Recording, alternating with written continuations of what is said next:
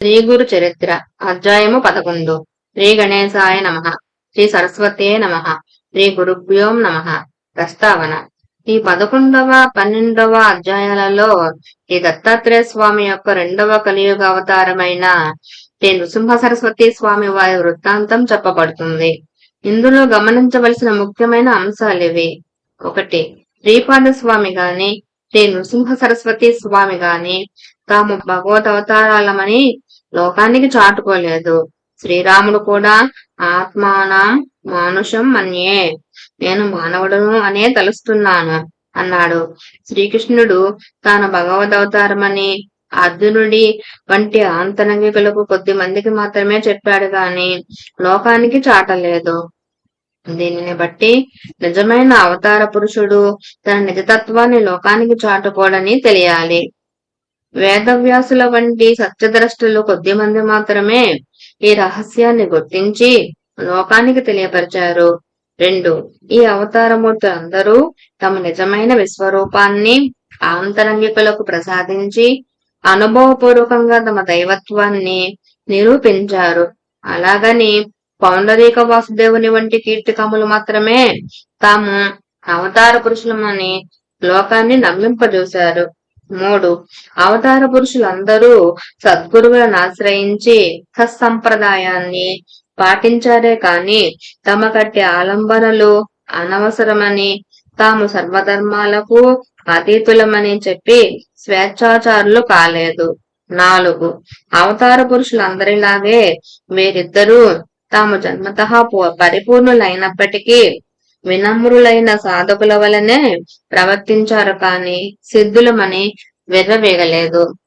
5.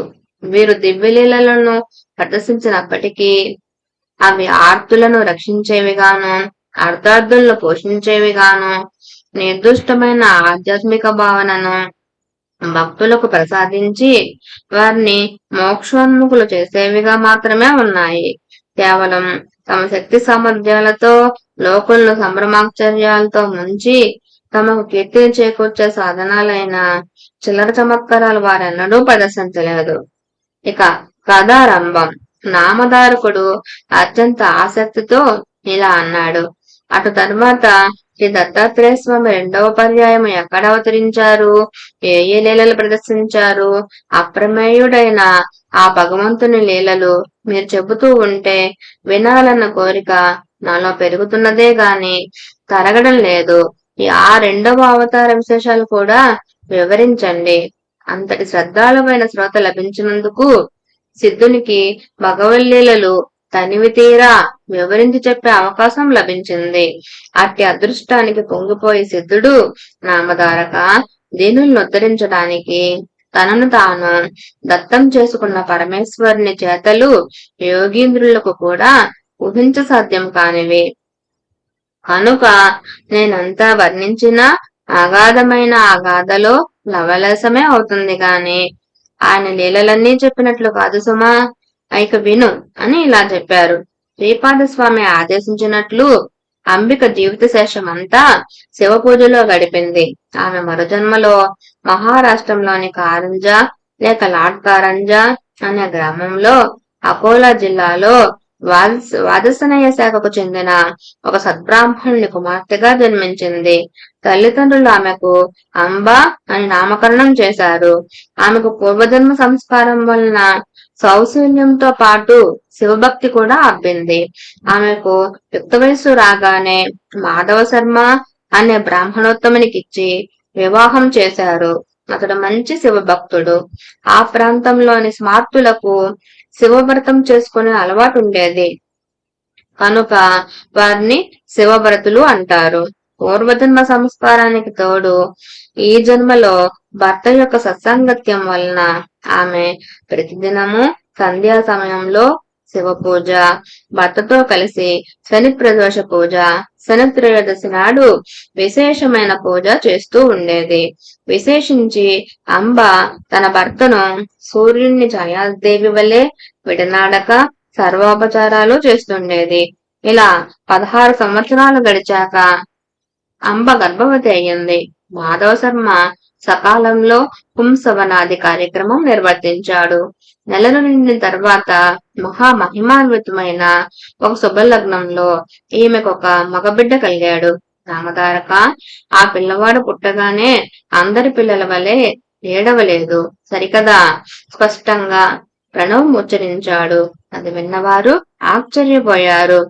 జ్యోతిష్ శాస్త్ర విద్వాంసులు అతని జాతకం చూచి, మాధవ శర్మ, నీ భాగ్యం పండింది. ఈ శిశువు సాక్షాత్తు భగవంతుడే. ఇతడు మనవలే గృహస్థాశ్రమం స్వీకరించడు. చిన్న వయసులోనే సన్యాసం స్వీకరించి జగద్వంజుడవుతాడు. ఇతని చరణాలు ధ్యానించిన భక్తులకు కామధేనువవుతాడు. ఇతని దర్శనం చేతనే పతితులు పావనులవుతారు. ఇతనిని కన్నందువలన మీకు కీర్తి ప్రతిష్టలు, దివ్య సుఖాలు లభిస్తాయి అని దైవజ్ఞులు చెప్పారు. మాధవ శర్మ ఆ విద్వాంసులను ఘనంగా దక్షిణ తాంబూలాలతో సత్కరించాడు. వారు సెలవు తీసుకుంటూ, మాధవ శర్మ, ఈ బాలునికి శ్రీసిద్ధులు దాస్యం చేస్తాయి, నవనిధులు పరిచారకులవుతాయి అని ఆశీర్వదించారు. ఆ బాలుడు పుట్టిన వెంటనే ప్రణవం ఉచ్చరించిన సంగతి వాడవాడలా ప్రాకిపోయి అతన్ని చూడ్డానికి జనం ఇసుక వేస్తే చిరాలనంతగా వచ్చారు. పిల్లవానికి దృష్టి దోషం తగలకుండా తండ్రి రక్షాబంధనం చేయించాడు. తల్లి అతనికి ఉప్పు, మిరియాలు, ఎండి మిరపకాయలు, వేపాకులతో దృష్టి తీసేది. తర్వాత ఒక సుముహూర్తంలో ఆ పిల్లవానికి సాలగ్రామదేవ అని పేరు పెట్టారు. కాని ఇంట్లో అందరూ అతనిని నరహరి అని పిలుచుకునేవారు. నరులంటే అజ్ఞానబద్ధులైన మానవులు, హరి అంటే మానవుల యొక్క అజ్ఞానం వలన కలిగిన దైన్య తాప పాపాలను పోగొట్టేవాడని అర్థం. ఆ పేరు ముందుగానే ఆయన అవతారమూర్తి అని సూచిస్తున్నట్లున్నది. బలహీనంగా ఉండడం వలన అంబ వద్ద పిల్లవానికి చాలినన్ని పాలు లేవు. పిల్లవాని కోసం ఒక దాది గాని పాడి మేకను గాని ఏర్పాటు చేయాలని ఆ దంపతులు ఆలోచిస్తూ ఉండగా ఆ పిల్లవాడు తన చిన్నారి చేతులతో తల్లి యొక్క వక్షస్థలాన్ని స్పృశించాడు. వెంటనే ఆమెకు స్తన్యం పెళ్లిబుకి 32 దారులుగా కారి నేలపై పడ్డాయి. ఈ విషయం అందరికీ తెలిస్తే బిడ్డకు దృష్టి దోషం తగులుతుందని వెరచి అంబ ఈ లీలను రహస్యంగా ఉంచింది. ఆ పిల్లవాడు ఊయలలో పడుకోబెడితే ఏడ్చేవాడు, నేల మీద పడుకోబెడితే ఆడుకునేవాడు. ఇలాంటి లీలలు ఎన్నో జరిగినప్పటికీ తల్లి వాటిని ప్రకటించలేదు.